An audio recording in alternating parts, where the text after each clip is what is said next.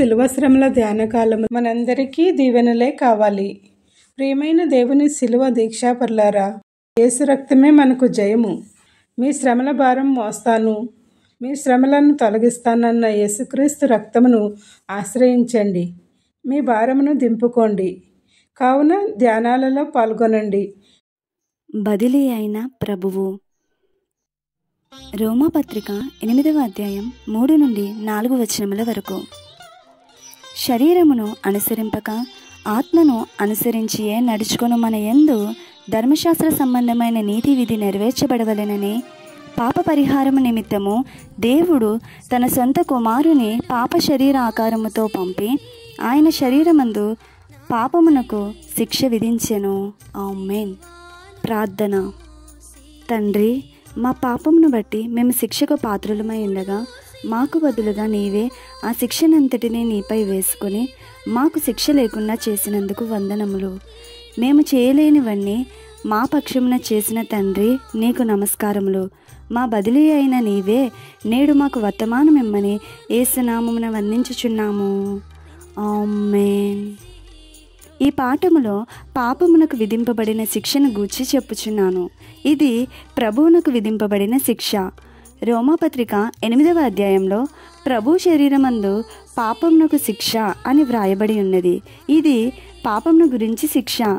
ఆదాము హవ్వల యొక్క శరీరంలో పాపం ప్రవేశించినది కాబట్టి మానవ శరీరంలో పాపమున రాజ్యం ఏర్పడినది. శరీరము ఓడిపోయినది, పాపమే గెలిచినది. క్రీస్తు చరిత్రలో కథ తిరగబడినది. ఎట్లనగా పాపము ప్రభు యొక్క శరీరంలో ప్రవేశింపలేకపోయినది. ఆయన శరీరము పాపము లేని మానవ శరీరము గనుక పాపము వెలుపట ఉండిపోయినది. ఇదే పాపమునకు శిక్ష. కాగడ చుట్టూ దోమలు తిరగవచ్చును, కానీ కాగడ లోపలకు వెళ్ళలేవు. అట్లే ఏ పాపమైనా, శోధన అయినా, ఏ దయ్యమైనా, సాతానైనా ప్రభువును సమీపింపవచ్చు, శోధింపవచ్చు, కానీ ప్రభువులోనికి వెళ్ళలేవు. అయితే వాటన్నిటిని నిమిత్తము శిక్ష పొందితేనే కానీ జయం పొంద వీలు లేదు.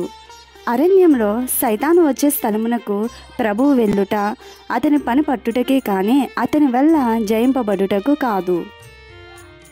గెరాసేనీయుల శ్మశాన భూమికి ప్రభువు వెళ్ళుట సైతాన్ యొక్క పటాలమును వెళ్ళగొట్టుటకే, జయించుటకే కానీ ఓడిపోవుటకు కాదు. ఆదాము యొద్దకు సర్పమును దేవుడు వెళ్ళనిచ్చుట ఓడింపజేయుటకే కానీ ఆదాము ఓడిపోయెను. తానే గెలిచిన ఎడల గొప్ప పరాభవము, శిక్ష కలిగి ఉండును. అది ప్రభు యొక్క శరీరమునందు జరిగినది.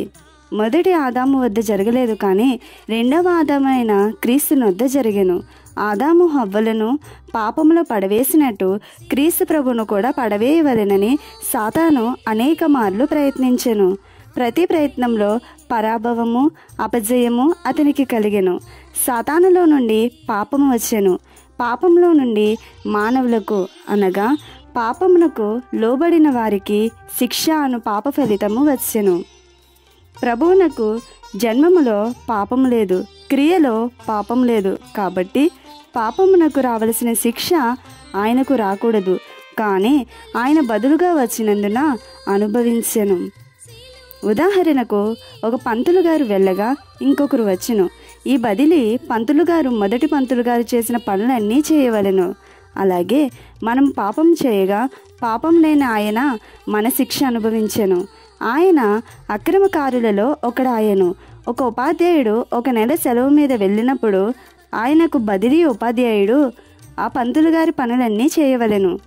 చేసినంత మాత్రమున ఆయన అసలు పంతులు కాగలడా? కాలేడు. అట్లే పాపాత్ములైన మనకు బదిలీ ప్రభువై ఉన్నాడు. కాబట్టి నేను చేయలేనివన్నీ ఆయనే చేశాను. ఆయన మనకు బదులుగా శిక్ష అనుభవించెను, పాప ఫలితము అనుభవించెను. అంత మాత్రమున ఆయన పాపి కాడు. ఆ పాపం చేసినవాడు శిక్షార్హుడు, కానీ పాపం మోసినవాడు శిక్షార్హుడు కాడు. మన శిక్ష వహించిన వాడుగా అక్రమకారులలో ఆయన మనకు ఒకడుగా ఎంచబడెను. యెషయా గ్రంథం 53వ అధ్యాయం 12వ వచనం, లూకా సువార్త 22వ అధ్యాయం 37వ వచనం. పంతులు గారి బదిలీ కంటే మన కొరకు చేయవలసినది ఎక్కువ గనుక అన్నిటినీ ఆయన చేయువాడై ఉన్నాడు. లూకా సువార్త 10వ అధ్యాయం 35వ వచనం. కీర్తన: నేను చేయలేనివన్నీ నీవే చేసి పెట్టినావు. నీ పాదములు నేను కడిగితేనే కాని నాతో నీకు పాలు లేవని, పవిత్రుడవు కావని ప్రభువు పేతురుతో చెప్పలేదా? పేతురు కాలు కడుగుకొనలేడా? కడుగుకొనలేడు. ఎట్లు కడుగుకోలేడనగా తన కాలికి అంటిన బురద పోవునట్లు కడుగుకొనగలడు, కానీ ప్రభువు యొక్క భాగ్యంలో పాలు దొరికేటంతగా కడుగుకొనలేడు. ప్రభువు కడిగితే ఆయన ఆస్తిలో పాలు పంపులు దొరకగలవు. మనము ప్రతిరోజు కాలు కడుగుకొనుచున్నాము, అంత మాత్రమున పరమ భాగ్యవంతులము కానేరము. అట్టి వారు మగుటకు మనము చేయలేని పనియగు కడుగుటను ప్రభువే చేయవలెను. మనమైతే బాప్తిస్మ బలము కలిగి ఉండలేము. మనమైతే రొట్టె తినగలము, కానీ ద్రాక్షరసము త్రాగగలము, కానీ ప్రభు యొక్క శరీరమును కలిగి ఉండలేము. గనుక మనము చేయలేని అనేక కార్యాలు ప్రభు చేయుటకే ఆయన నరావతారి అయినాడు. ఆయన ఇంకా ఏమి చేస్తున్నాడు? మన కొరకు సిద్ధపరచుటకై వెళ్ళుచున్నానని ప్రభు చెప్పలేదా? యోహాను సువార్త 14వ అధ్యాయం 3వ వచనం. మన మీదనున్న శిక్షను పరిహరించుటకు, మనకు రావలసిన సంపద గడించిపెట్టుటకు ఈ 2 పనులు చేయటం వల్ల ప్రభువు మన నమ్మకమైన బదిలీ అయి ఉన్నాడు. శిక్షలు. మొదటిగా శిక్షలు ఏవనగా వ్యాధి, కరువు అనుకొని ఆపద మొదలైనవి తాత్కాలిక శిక్షలు, అనగా మరణ సమయం వరకు కలిగే శిక్షలు. రెండవదిగా మరణము మరి ఒక శిక్ష. మూడవదిగా పాతాళము మరి ఒక శిక్ష. నాలుగవదిగా నరకము అనగా 2వ మరణము. ఇది అంత్యశిక్ష. ఈ శిక్ష మనకు లేకుండానట్లు ఆయన తన మరణము వల్ల మార్గము ఏర్పరచెను. అందుచేతనే క్రీస్తు యేసునందుండు వారికి ఏ శిక్షా విధి లేదని వ్రాయబడెను.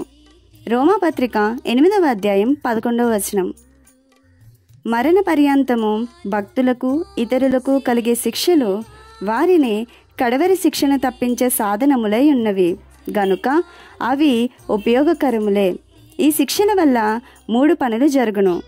మొదటిగా పాపమును విసర్జించే మారు మనస్సు. రెండవదిగా ప్రభువును అనుసరించే స్వభావము. మూడవదిగా ఆత్మీయ జీవనం యొక్క అభివృద్ధి విషయంలో కలిగే అనుభవము. ఈ శిక్షలు పేరుకు మాత్రమే శిక్షలు, కానీ ఇవి నిజమైన మేళ్ళై ఉన్నవి. నా కుమారుడా, నీ తండ్రి శిక్షించు శిక్షను నిర్లక్ష్య పెట్టకుము అనే వాక్యము ఇక్కడ అన్వయించును. మరి ఒక విశేషం ఏదనగా క్రీస్తు యొక్క జీవిత భాగములు. మొదటిగా జన్మము మొదలుకొని 12 ఏండ్ల వయసు వరకు.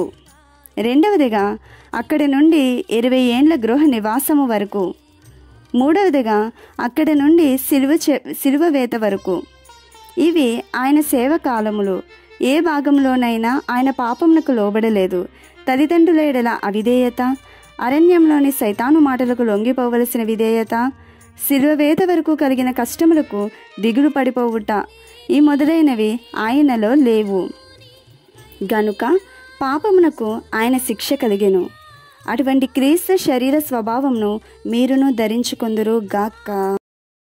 ఇంతవరకు శిల్వ ధ్యానముల బోధలు విన్న దేవుని విశ్వాసులకు మీ జీవితంలో మెండైన ఆశీర్వాదములు, దీవెనలు పొందాలని, కష్టాలను యేసుక్రీస్తు వారు తమ శిలువ రక్తంలో కడిగివేసి ఆయన ఇచ్చే ఆశీర్వాదాలన్నీ నిరంతరం పొందాలని కోరుకుంటూ అందరికీ వందన మరణాతలు.